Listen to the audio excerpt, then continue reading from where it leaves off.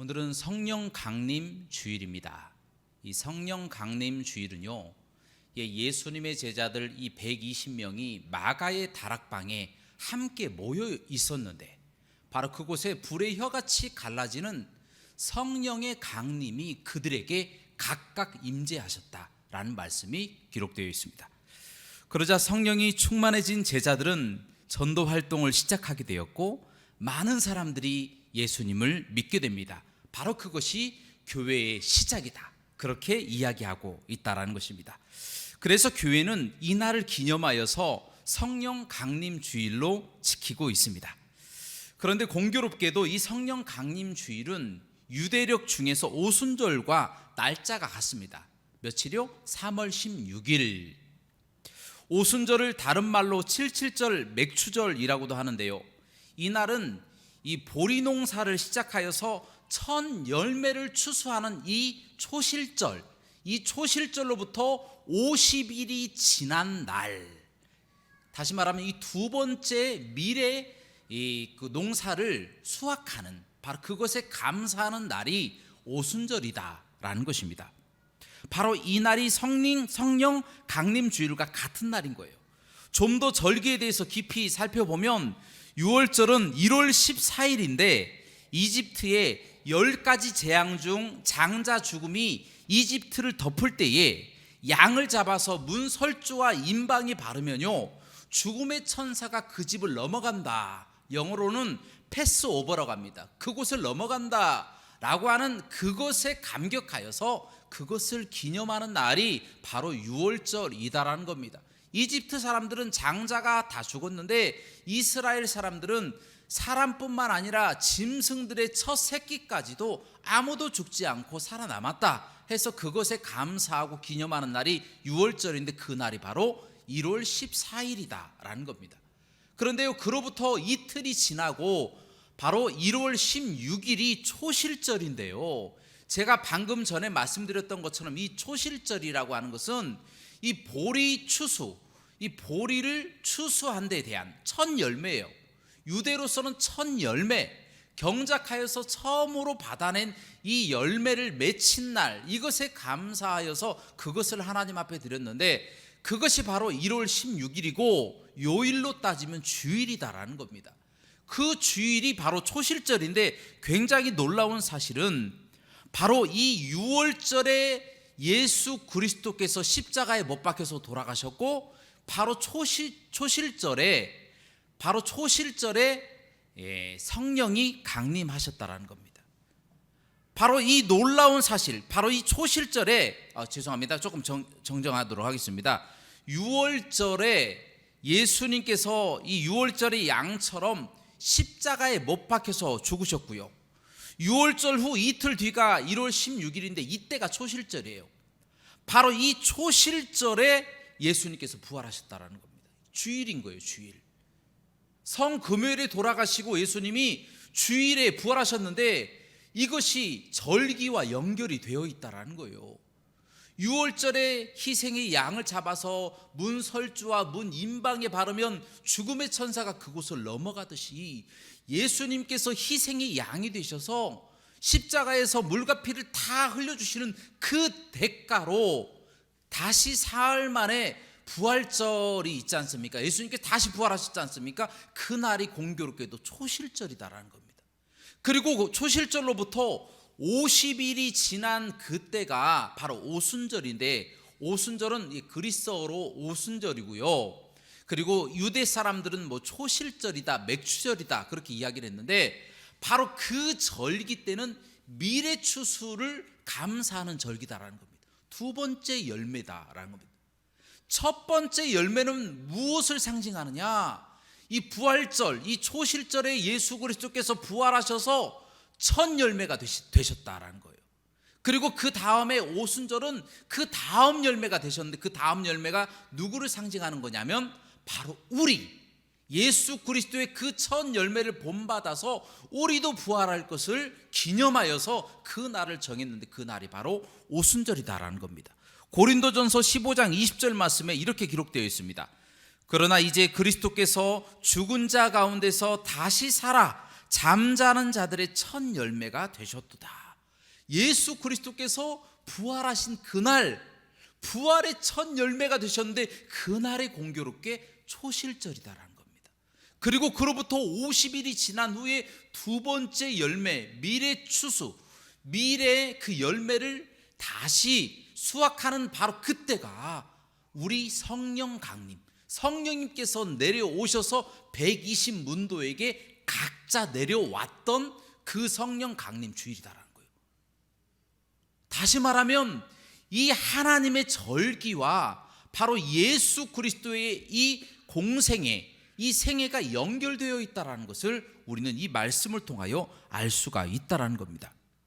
이처럼 하나님께서 모세를 통해 세우신 유대의 율법, 유대의 절기는요, 예수님의 죽음과 부활과 성령 강림과 매우 밀접하게 관계를 가지고 있고요.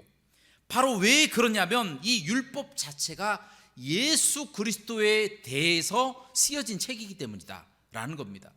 그래서 구약을 가리켜서 영어로 뉴 테스트먼트라고 합니다. 오래된 약속, 예수님께서 오실 것이다 라고 하는 약속이다라는 겁니다.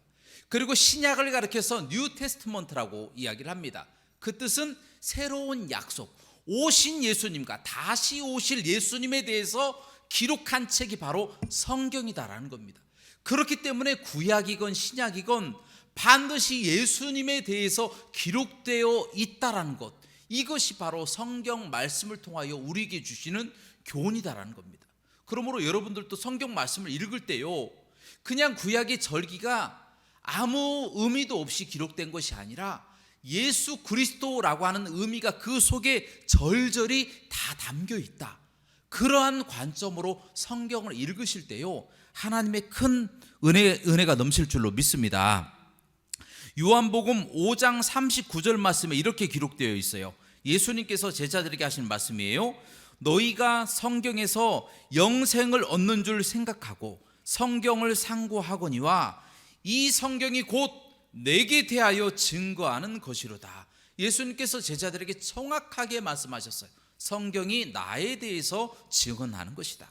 그렇습니다. 모든 성경은 예수님에 대하여 기록된 것입니다. 그렇기 때문에 우리가 예수님을 빼놓고 율법의 의미를 파악하거나 그것을 해석하거나 그 율법대로 살아갈 수가 없다라는 겁니다. 반드시 예수님을 통해서만이 하나님의 말씀을 깨달을 수 있고 하나님의 말씀을 해석할 수가 있고 하나님의 말씀대로 살아갈 수가 있다라는 겁니다. 그런데 오늘은요, 성령 강림 주일인데 왜 성령 하나님은 이야기하지 않고 왜 예수님에 대해서 자꾸 이야기하는가라고 질문할 수도 있습니다. 그 이유를 말씀드리자면 성령 하나님을 말씀드리기 위해서는 반드시 예수님을 통해서만이 설명이 가능하기 때문이다 라는 겁니다. 성령 하나님은요, 삼위일체 가운데 세 위격 중에 한 위격이신 지정의, 지성과 감성과 의지가 있으신 전인격적인 하나님이시다라는 겁니다. 독립적으로 하나님의 일을 감당하실 수 있고 하나님으로 바로 서 계신다라는 겁니다. 바로 그 하나님이신 성령 하나님이 예수님의 사역과 아주 밀접한 상관관계를 가지고 계십니다. 자, 이제 말씀을 잘 들어보시기 바랍니다. 고린도전서 3장 16절 말씀에 무엇이라고 기록되어 있습니까? 너희가 하나님의 성전인 것과 하나님의 성령이 너희 안에 거하시는 것을 알지 못하느뇨? 라고 성경 말씀에 정확하게 기록되어 있습니다. 그리고 고린도전서 12장 3절 말씀에 또 성령으로 아니하고는 누구든지 예수를 주시라 할 수 없느니라 라고 고백하고 있다라는 겁니다. 다시 말하면 성령 하나님이 우리 안에 계시고요, 우리 안에 계시기 때문에 우리가 거룩한 하나님의 성전이 되는 것이고 우리가 거룩한 삶을 살아갈 수가 있는 것이고 그렇기 때문에 우리가 예수 그리스도를 주라고 시인할 수가 있다라고 이야기하고 있다라는 겁니다. 자, 반대로 말하면요, 예수님을 안 믿는다 하면 생각해 볼 여지도 없이 그 속에 성령님이 계시지 않습니다. 거룩한 하나님의 성전이 될 수가 없어요. 그러나 예수님을 믿는다고 한다면 그 속에는 하나님의 성령님이 그 속에 계신다라는 거예요. 그것이 증거가 되고 하나님이 우리를 증언하셔서 하나님의 나라에서 우리가 하나님의 자녀인 것을 증거하시고 증언하신다라는 겁니다. 그렇기 때문에 하나님의 성령이 우리 안에 거하지 아니하시면 우리는 예수님을 믿는 사람이 아니다라고 하는 것, 그것을 우리가 알 수가 있다는 겁니다. 그러나 어떤 사람들은 이렇게 이야기합니다. 내 입술로 나는 예수 그리스도를 믿는 사람입니다 라고 이야기했어요. 모든 사람들이 다 믿는 사람으로 알고 있어요. 그런데요, 하나님의 나라에서도 똑같이 그렇게 통과가 될까요? 그렇지 않습니다. 분명하게 걸러집니다. 어떻게 걸러집니까? 우리 속에 계시는 성령님이 증언을 해 주셔야만이 이 사람이 하나님의 자녀인 것을 깨닫게 된다는 거예요. 그러나 우리 속에 하나님의 성령님이 계시지 않고 우리 입술로만 나는 예수님 믿는 사람인데요, 내 속에 성령님이 계시는데요, 입술로만 고백하면 하나님께서 그것을 정확하게 아시고 지옥으로 보내버리신다는 거예요. 정확합니다. 우리는 속여도 하나님의 성령은 속일 수가 없다라는 거예요. 성령 회방죄가 뭡니까? 성령 회방죄는요, 성령 하나님을 우리 속에 모시지 않는 게 성령 회방죄입니다. 예수 그리스도를 믿지 않으면서 내가 믿는 것처럼 하나님 앞에 떳떳하게 고개를 드는 것, 우리가 죄인이라고 하는 사실을 깨닫지 못하고 우리는 의인입니다라고 하나님 앞에 떳떳하게 고개를 드는 것, 그것이 바로 성령 회방죄가 아니겠느냐라는 것입니다. 우리 속에 성령님이 계셔야만이 우리 입술로 예수 그리스도를 시인하는 것이 유효하고요, 우리가 예수 그리스도를 입술로 고백할 때는 우리 속에 계시는 성령님이 역사하셔야만이 그것이 가능하다. 이 두 개는 불과 분의 관계다. 결코 나눠질 수 없는 관계다.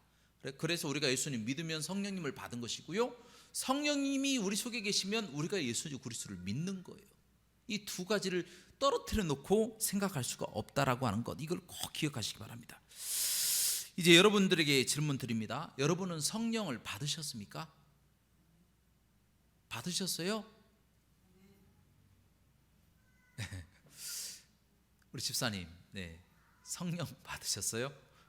아멘. 네, 그렇습니다. 성령을 받으셨습니다. 그런데 많은 사람들에게요, 성령 받으셨습니까? 라고 물어보면 우리 하고교회처럼 이렇게 이야기 안 해요. 성령을 아직은 기도가 부족해서 못 받았어요. 죄가 많아서 저는 성령을 아직 못 받았어요. 이렇게 말하는 경우가 많거든요. 그것은요, 한 가지를 오해하기 때문이에요. 성령 하나님은 우리의 구원과 상관되어 있는 것인데 성령 하나님을 성령의 은사와 구분을 못하기 때문에 발생하는 문제다라는 겁니다. 성령의 은사를 받았느냐라고 물어본 것이 아닌데 성령을 받으셨습니까? 성령을 모시셨습니까? 라고 하는 질문을 오해하고 있다라는 거예요. 성령을 못 받으면 구원을 못 받습니다. 성령은 우리가 구원을 받느냐 못 받느냐와 상관이 있는 것이고요, 성령의 은사는 구원과는 상관이 없습니다. 그런데 많은 사람들이 성령과 성령의 은사를 구분하지 못해서 성령을 받으셨습니까? 라고 물어보면 아직 제가 믿음이 부족해서 성령을 못 받았습니다, 이렇게 착각하고 만다라는 것입니다. 그래서 이 부분을 아주 구체적으로, 조금 구체적으로 이 부분을 설명할 필요가 있습니다. 제가 이 부분에 대해서 너무 중요한 성령론에 관한 부분이기 때문에 잘 들으시기 바랍니다. 이 성경에서 예수님 다음으로 가장 놀라운 기적을 나타낸 사람이 딱 두 사람 있는데, 첫 번째 사람은 모세입니다. 그리고 두 번째 사람은 엘리야인데요. 먼저 모세는 이스라엘이 출애굽한 후 이 뒤쪽에는 애굽 군대가 있고 앞에는 홍해 바다가 딱 가로막혔어요. 어찌할 바 모르니까 이 모세가 하나님 앞에 기도합니다. 그러자 하나님께서 건너가라 라고 말씀하시니까 이제 모세의 그 지팡이로 그곳을 향하여 내려 놓으니까 하나님의 놀라우신 역사 가운데 홍해 바다가 두 쪽으로 쫙 하고 갈라져 벽처럼 서고 이 바다 밑을 육지같이 사람들이 건너가게 하는 기적을 나타낸 사람이 누굽니까? 바로 모세다라는 겁니다. 그런데 그와 같이 큰 기적을 나타낸 이 모세조차도 이 무리바 바위에서 하나님이 명령해서 이 무리바 바위에서 물을 나오게 하라라고 명령하셨는데 그 명령을 지키지 않고 내가 언제까지 너희에게 물을 내랴 라고 소리치면서 이 지팡이로 2번이나 바위를 치지 않습니까? 바로 그 죄에 대한 대가로 모세는 가나안 땅에 들어가지 못하게 됩니다. 또한 이스라엘 왕국에서 활동했던 이 엘리야는 그 나라 왕인 아시아가 자신을 죽이려고 50명의 군사를 보내니까 하늘에서 불을 떨어뜨려 주옵소서, 제가 하나님의 종이라면 하늘에서 불이 떨어져서 저들을 태우게 하여 주옵소서 하니까 진짜 하늘에서 불이 떨어져서 그 50명을 다 태워버렸어요. 그리고 또 다시 50명이 오니까 또 다시 기도하니까 하늘에서 불을 내려서 태워서 죽여버렸어요.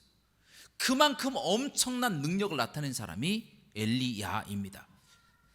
그러나 엘리야는요, 그 나라 여왕 이세벨이 안 믿는 사람이거든요. 바알과 아세라 선지자를 잘 섬기는 우상 숭배자거든요. 그러니까 이가 하는 이야기가 엘리야를 내가 정령 죽이리라 라고 하면서 부하들을 보낸 거예요. 그러니까 엘리야가 너무 무서워서 어디로 갔습니까? 무서워서 하룻길을 뛰어가고 하룻길을 건너가서 로뎀나무 밑에 숨어가지고 하나님, 이제 하나님을 경외하는 사람은 저만 남았어요. 하나님, 이제 저만 죽으면 다 끝나요. 제발 저를 죽여주옵소서 라고 하니까 하나님께서 너 말고도 7,000명이나 더 되는 하나님의 종들을 남겨뒀다 라고 책망하시지 않습니까? 바로 그 일로 엘리야는 하나님의 사역에서 떠나게 됩니다. 누구에게 물려줍니까? 엘리사에게 그의 사역이 넘어가 버리고 말았다는 겁니다. 여러분, 이것이 무엇을 말해줍니까? 모세와 엘리야 같이 능력 많은 사람도 변질될 수 있다는 것입니다. 그런 점에 있어서 어떤 사람이 아무리 큰 능력을 받았어도 그 사람이 능력 자체는 아니다라는 것입니다. 아무리 큰 능력을 받았어도 그 사람 자체가 능력이 아니라 그 사람 속에 능력이 있는 것이다 라는 겁니다. 그러면 그 능력의 존재는 무엇일까요? 이 능력을 히브리어로 오즈라고 합니다. 하나님께 사로잡힌 능력, 곧 하나님의 능력을 이야기를 하고 있어요. 다시 말하면 이 하나님의 능력은요, 하나님 것이지 그 사람 것이 아니다라는 겁니다. 주는 사람에게 속박되어 있어요. 하나님의 능력은 하나님의 것입니다. 하나님의 능력을 우리가 받았다고 우리가 하나님이 될 수가 있습니까? 하나님의 능력은 우리 속에 머물러 있을 뿐이다 라는 것입니다. 신약 시대로 보면 성경은 그 능력이라고 하는 말을 헬라어로 듀나미스라고 합니다.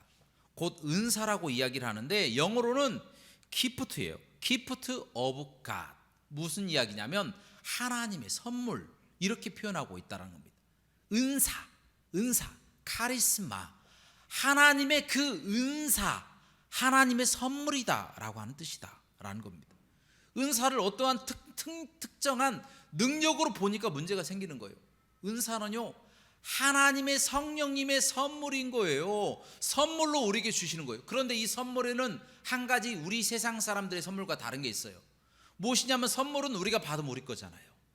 그러나 성경 말씀에 보니까 이 선물은요, 하나님이 주시는 것인데 하나님의 것이지 우리의 것이 아니다라는 겁니다.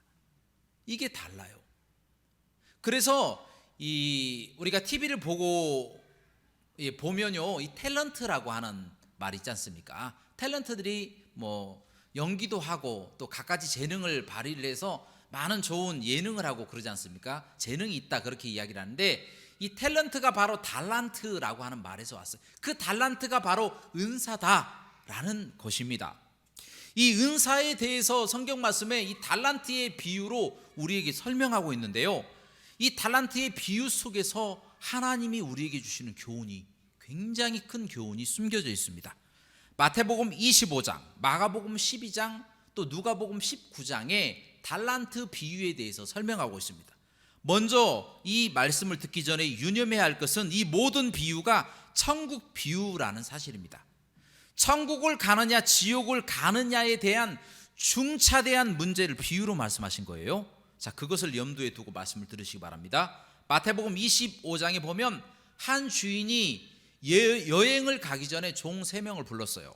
그리고 종들에게 각각 그 재능대로 금 5달란트, 또 금 2달란트, 금 1달란트를 맡겨놓고 갔다라는 겁니다. 이 달란트는 구약 시대에 곧 고대 근동에서 사용된 무게 단위로 신약 시대 곧 헬라 로마에서도 통용되었는데 한 20kg 정도 되는 것이 달란트입니다. 굉장히 무게 단위의 화폐죠. 그것을 환산을 하면요, 대략 지금 돈으로 한 20억 정도 되는 돈이에요. 어마어마하게 큰 돈이죠. 이제 주인이 때가 되어서 이제 집으로 돌아왔어요. 그리고 종들을 불러 계산을 합니다. 다른 두 종들에게 주었던 이 돈에 그 2배씩을 다 남긴 거예요. 5달란트 받은 사람은 10달란트가 되었고 2달란트 받은 사람은 4달란트가 된 거예요. 그러나 1달란트 받은 그 종은요, 그 달란트를 땅속에다 숨겨놨다는 겁니다.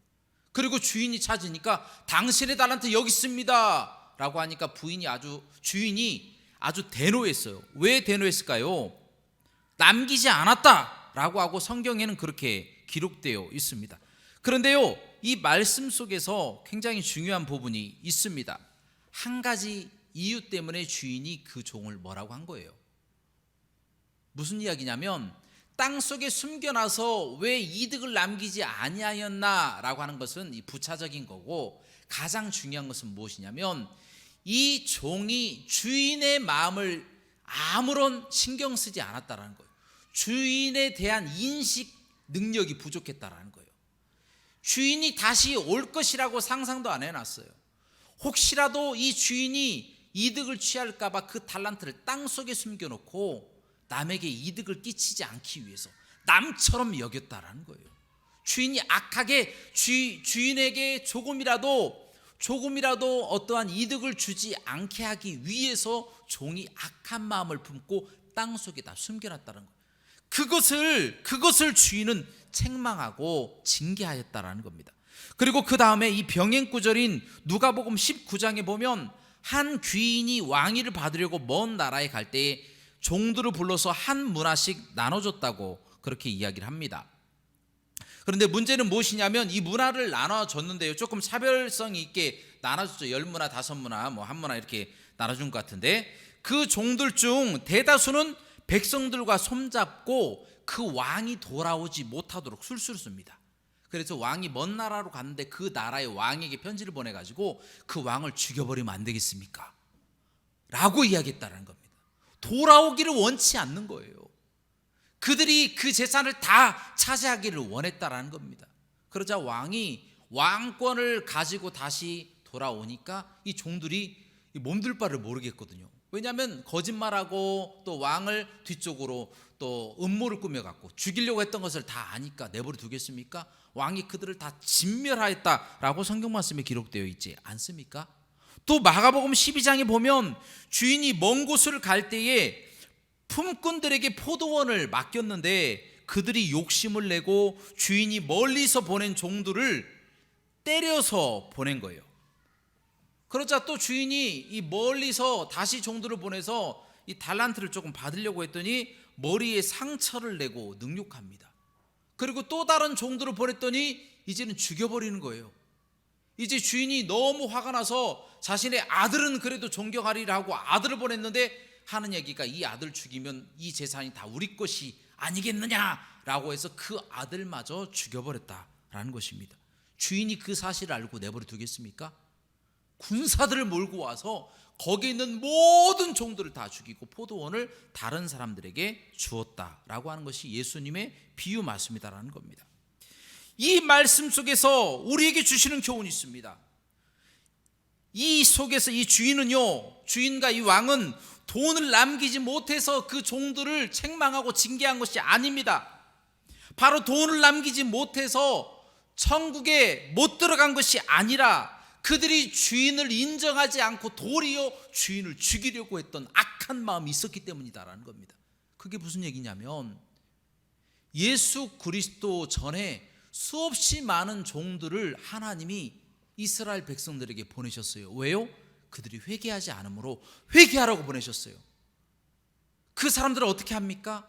대부분의 사람들을 죽입니다. 돌로 쳐서 죽이든지 음모로 꾸며서 죽이든지 죽입니다. 하나님의 종들을 자신들의 귀에 거슬린다는 이유로 죽여버리는 거예요.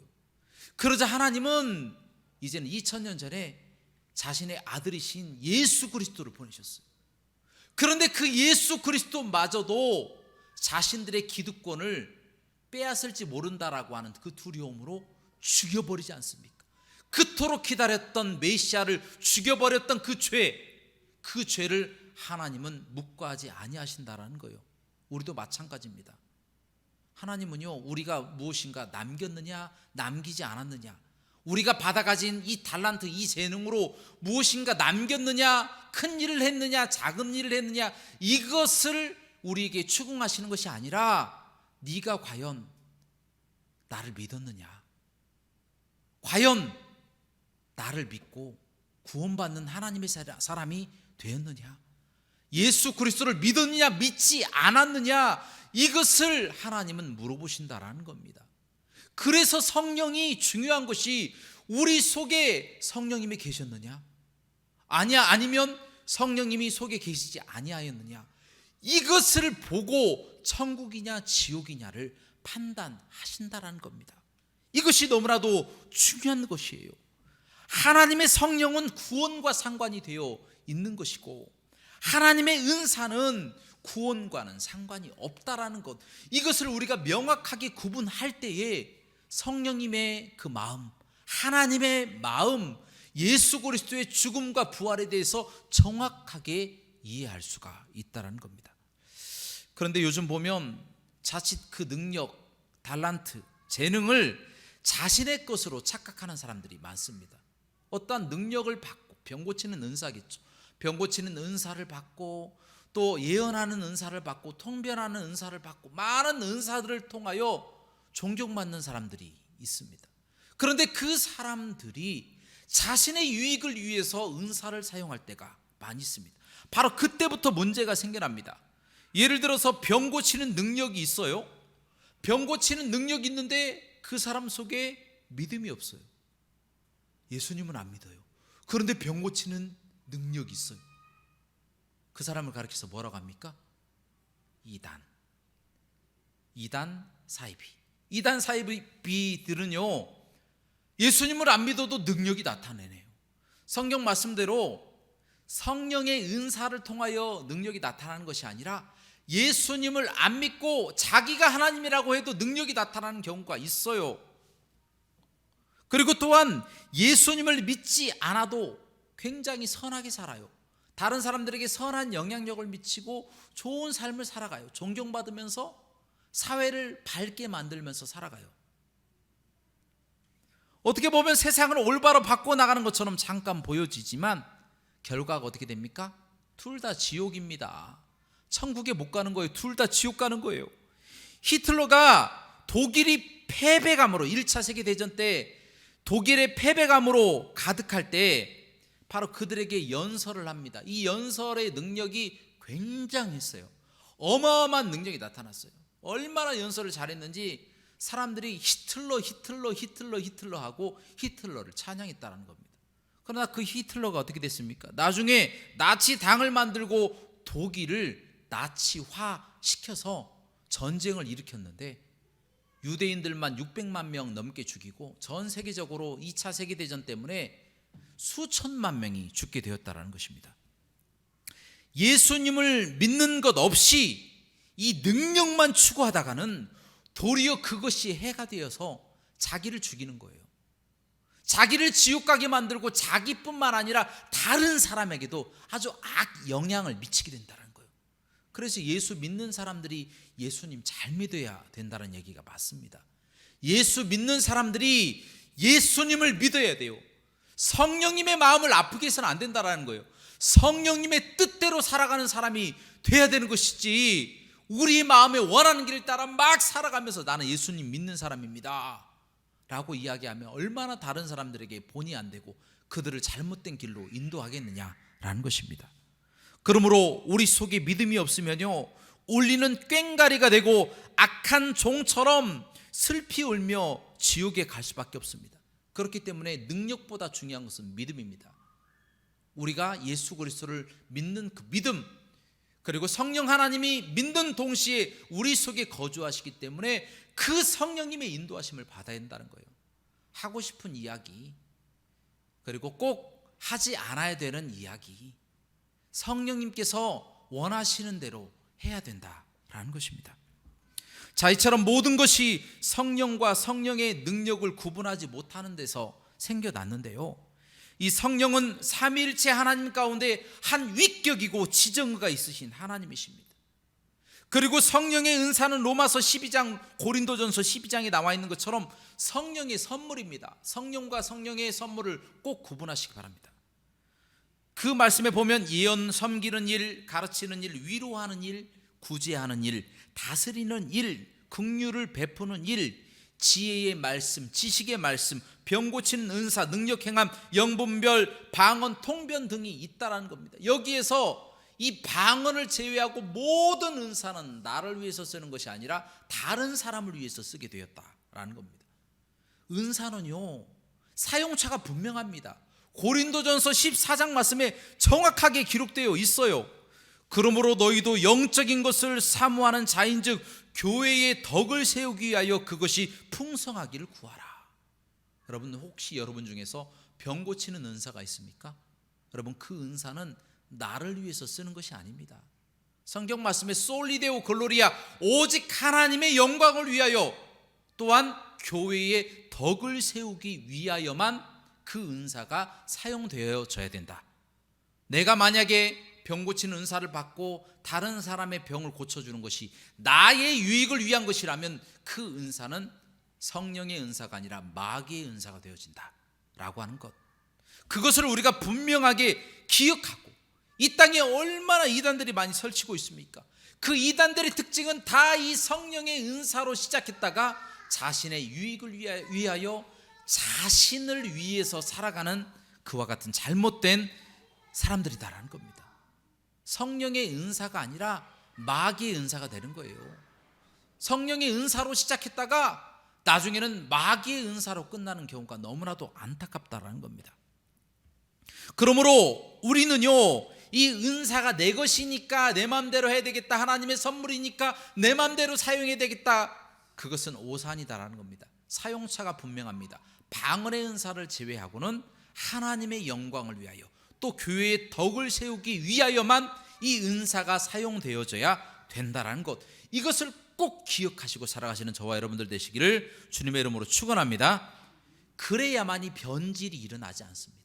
성령을 받고 구원받고요, 성령의 은사를 받고 하나님의 큰 일들을 감당할 수가 있다라는 것입니다. 사랑하는 여러분, 그러므로 여러분 속에 혹시 성령을 모시고 살아간다면, 아니 예수 그리스도를 믿고 있는 사람들은 다 성령을 받은 사람이죠. 혹시 예수 그리스도를 안 믿고 성령을 받은 것처럼 살아가는 분 계십니까? 그 상태로 세례도 받고 직분도 받으신 분 계십니까? 그렇다면 속히 이 시간 회개하시기 바랍니다. 회개하고 예수 그리스도를 나의 구주로 영접해야만이 우리 속에 성령 하나님이 임재하시는 것이고 우리가 참으로 구원받는 하나님의 사람이 되어진다는 것입니다. 그러므로 우리는 우리 속에 계시는 성령님을 근심하게 해서는 안 된다는 거예요. 우리가 예수님이 살아계시는가, 살아계시지 않는가, 지금 역사하시는가, 역사하시지 않는가, 이 모든 것을 근심하며 나아갈 때에 성령님께서도 우리 속에서 근심하시는 거예요. 누구 때문에요? 우리 때문에 근심하신다라는 겁니다. 그래서 우리를 위하여 말할 수 없는 탄식으로 기도하신다라고 로마서 8장 말씀에 기록되어 있지 않습니까? 말할 수 없는 탄식으로 우리를 위하여 기도하신 그 성령님을 가슴 아프게 해서는 안 된다는 겁니다. 그러므로 우리는 늘 회개하면서 내가 의롭고 내가 똑똑하고 내가 착해서 하나님이 나를 택하시고 하나님이 나를 사용하시는 것이 아니라 하나님이 의로우시고 하나님이 선하시고 하나님이 우리를 사랑하셔서 우리를 선택하시고 구원하시고 우리를 사용하신다는 것을 늘 깨닫고, 이 죽어가는 많은 사람들, 그 영혼이 피폐해져 가서 하나님을 알지 못하고 죽어가는 많은 영혼들에게 우리의 거룩한 삶을 통하여 그들의 영혼을 전도할 수 있는 귀한 삶을 살아가시기를 주님의 이름으로 축원합니다. 함께 기도하시겠습니다. 사랑과 은혜가 풍성하시고 자비로우신 하나님, 저희들은 참으로 믿음이 연약하고 부족합니다. 하나님, 늘 넘어지고 쓰러집니다. 우리 속에 성령 하나님이 계시지만 늘 우리의 마음에 원하는 길을 따라 살아갈 때가 너무나도 많이 있습니다. 그리하여 성령님을 근심하게 하고 하나님의 은사를 오직 나를 위해서 사용할 때가 많고, 하나님이 하라고 하시는 일은 외면하고 살아갈 때가 얼마나 많이 있는지 모르겠습니다. 하나님, 심지어 히틀러 같은 사람도 기도하고 그 영혼을 전도해야 되지 않겠습니까? 하물며 우리에게 원수 같은 사람도 전도하고 우리가 그들을 위하여 기도해야 되는데, 하나님의 마음을 아프시게 하고 마음을 강팍하게 여기면서 그렇게 악하게 살아갈 때가 너무나도 많이 있습니다. 하나님, 우리의 죄를 용서하시고 우리의 모든 마음을 용서하시고 우리의 입술의 죄를 용서하여 주옵소서. 예수 그리스도 이름으로 간절히 기도합나이다. 아멘.